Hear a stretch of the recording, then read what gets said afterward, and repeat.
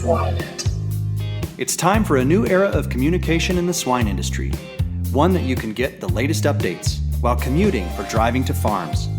Here you will have the brightest minds of the global swine industry in your pocket. One of the workers come out with a dead cow in the bucket. He gently laid the cow down. He got out of the tractor.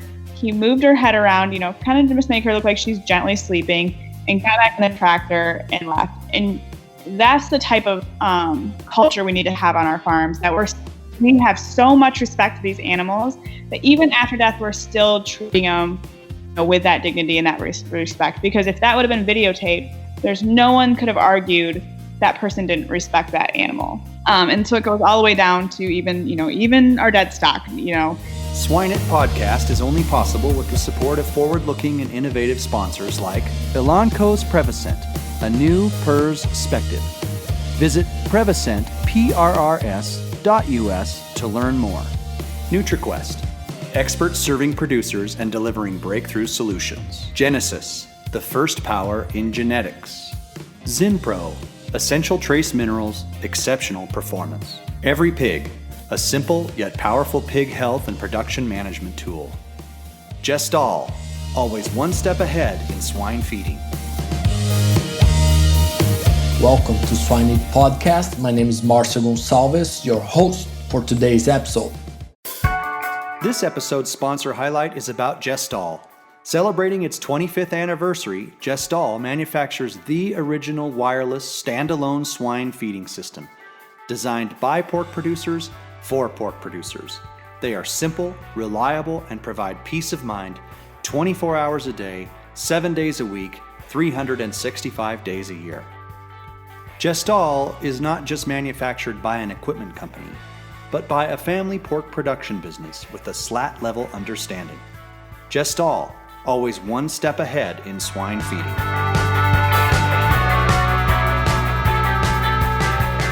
Hello everyone. Today we have Dr. Marissa Hake, and she'll chat with us about food production misconceptions and social media experiences.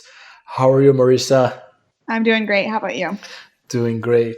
Once again, appreciate your time. And if you can start telling us about yourself. You're the first guest that is not focused on pigs. So that's cool because we like to get different type of input and also your experience with different areas. So yeah, if you can just tell us, how you got involved in livestock and in your career so far. Yeah, well, I appreciate being the first non-pig person on. So it's exciting. But so I'm originally from Michigan. I grew up on the west side of the state, and I grew up on just a cash crop farm. So was always involved with agriculture. I knew that's kind of what I wanted to do. I was always one of those people that wanted to be a veterinarian. Mm-hmm. And then I went to Michigan State. I did my undergrad in animal science. And that's really when I knew I wanted to be in food animal. And because I was from Michigan, we're a very dairy strong state. So I was really interested in dairy medicine. Mm-hmm.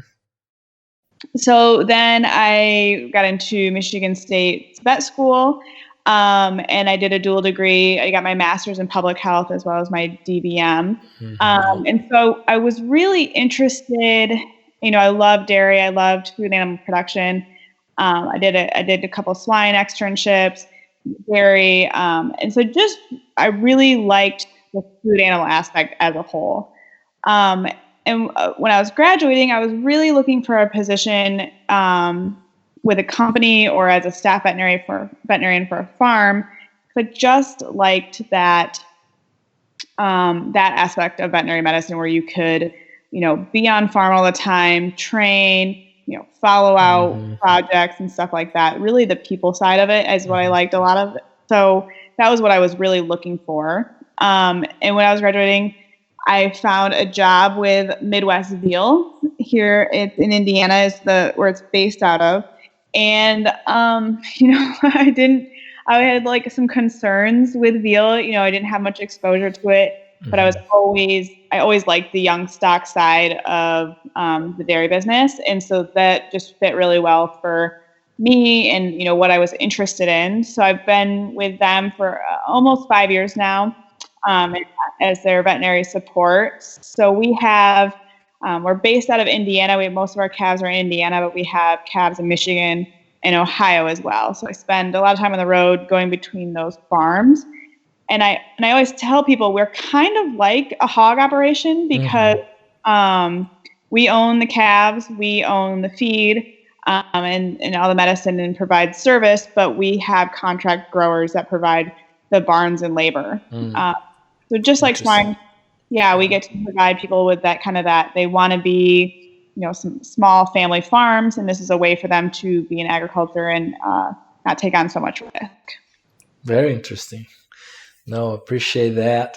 And you interact a lot with consumers, and very cool. I found you on Instagram, so that's so cool to see that. And actually, I want you to share your Instagram to the folks as well, if you want. And then, what is the biggest food production misconception in your opinion? I can talk about. So I got started on social media because of the misconceptions in Veal. And kind of what happened is we had bloggers come into our facilities, and then they went back and kind of shared with their following, and people had a lot of questions. And so that's kind of how I got started, was just making a platform to answer those questions. But cool. I think the biggest misconception is what we are doing on farm for animal welfare, and how much we do that to improve how our animals are raised and cared for. And that's kind of the story that I'm trying to get out there is, farmers and ranchers and producers, that is their number one goal every single day, is to keep their animals healthy and well cared for. And I think that's lost on a lot of consumers, as well as that, big is always bad. So in the consumer's mind, a big farm is always a bad farm, right? And we know, being in agriculture, that some of our larger scale farms have the best animal welfare. They have the best production, And so getting that story out there, that these large, often family farms are some of our best production practices. Very, very cool.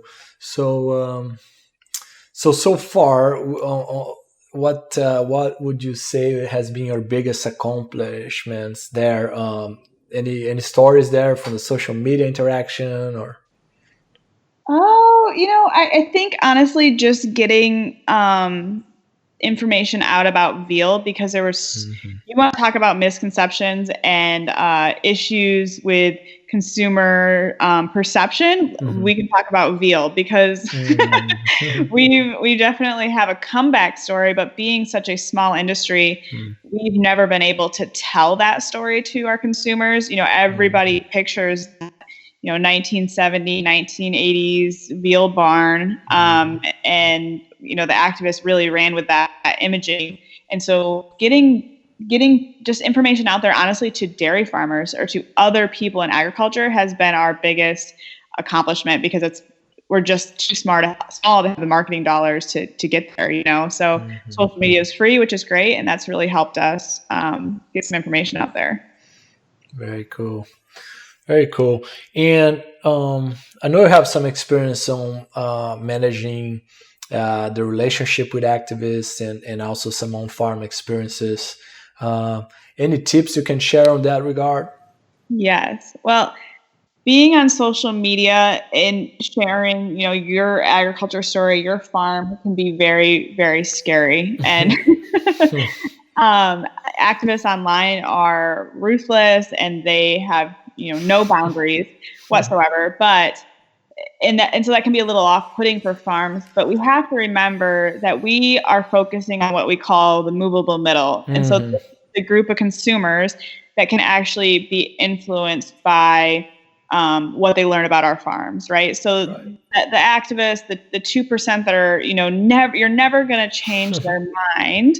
And so that we shouldn't be focusing our efforts there and try to fight them. You know what I mean? We should really be focusing on that mom who's at the grocery store and is trying to choose between almond and regular milk, or pork or tofu, And so That's where we need to focus our efforts. So on social media, yes, I get activist activity. Honestly, I just block and delete and move on. There's no use in engaging with those people, and they will kind of suck the life out of you if you do. So I don't recommend it. But as far as, on the flip side of our farm experiences, we've definitely had issues with activists. And what we've learned is they will always find your weakest point. They will find your worst barn. They will take everything out of context. They will, spin everything on you. So definitely we need to have our farms ready and have protocols in place. But we also need to have this culture, and this is kind of what we learned through our experience, is this: what would this look like to the consumer? So I always use this great example of my husband. He was chopping for a dairy farm, and he was, going to the silage pile to dump. And he saw one of the workers come out with a dead cow in the bucket. And that cow was dead. There's nothing more we can do for her.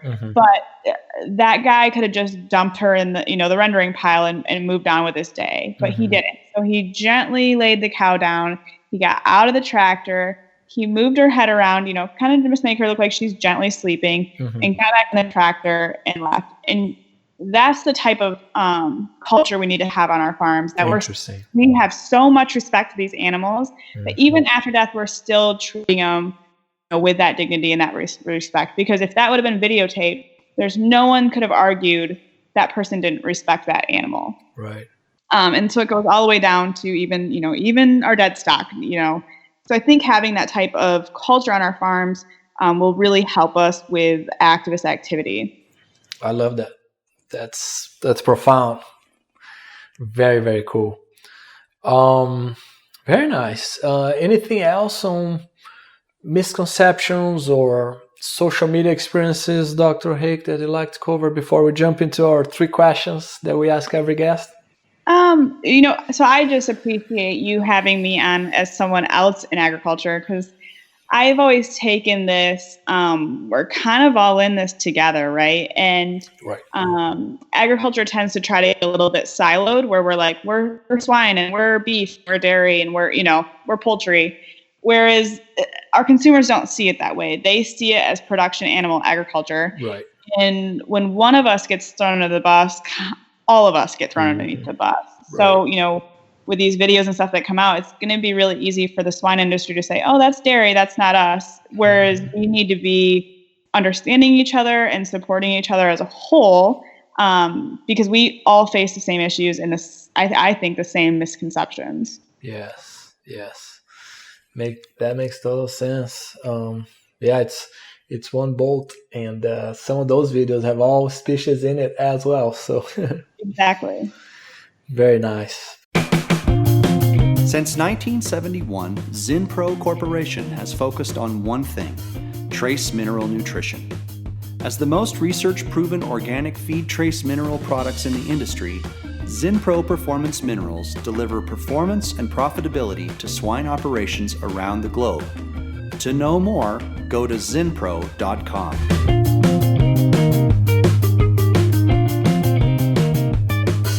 It is time to our famous 3. Yeah, so jump into the 3 questions. What is your favorite livestock-related book or resource?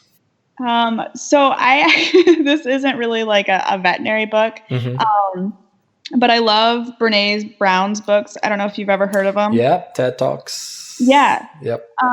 Because I think, we sometimes we forget we're in the livestock business, but we're really in the people business. And I manage a lot of people, and a lot of the guys that are under me or I work with every single day are, they're men and they're older men. And so having to understand how to manage people and different aspects, I think is actually more important for my job than actual, veterinary medicine.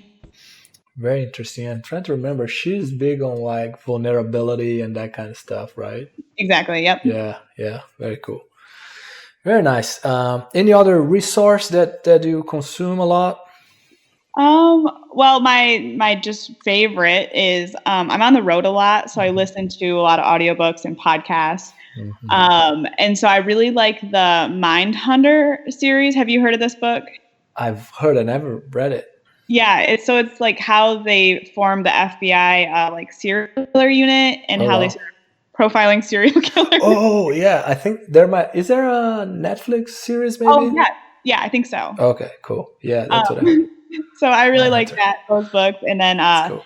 the My Favorite Murder podcast talks about a lot of these theories. So that kind of keeps me entertained while driving. That's cool. Yeah, I just love audiobooks as well. It's you can multitask. Exactly. Cool. In your opinion, what separates successful livestock professionals from those who are not? I think that being able to balance, we tend to sometimes get really focused on just welfare or just production or just profitability, but the good ones can continually, kind of juggle all of those different things. And going forward, we're definitely going to have to do that because our consumers are demanding it. So if we can continue to, balance all of those big important things, that's how we're going to move forward. Very interesting. Yeah, in the past, people talk a lot about this, being a specialist, but I think to some degree, there's still a lot of value to be somewhat generalist. Yeah, right. Very cool. Awesome. Dr. Marissa Hake, appreciate your time. And we are happy to have our first non-pig expert here. Well, thank you for having me. Thank you. Have a good one. You too. Hey guys and girls, thank you so much for being part of our community, as well as thanks for all the great guests that we have had. I hope you enjoy this podcast as much as I do. To be part of our email list and get some exclusive materials, go to our website, www.swineit.com. That's swineit.com, and subscribe to our email list. Also, we love feedback. So if you use the Apple Podcasts app, please leave us a review. It is much appreciated. We'll talk soon.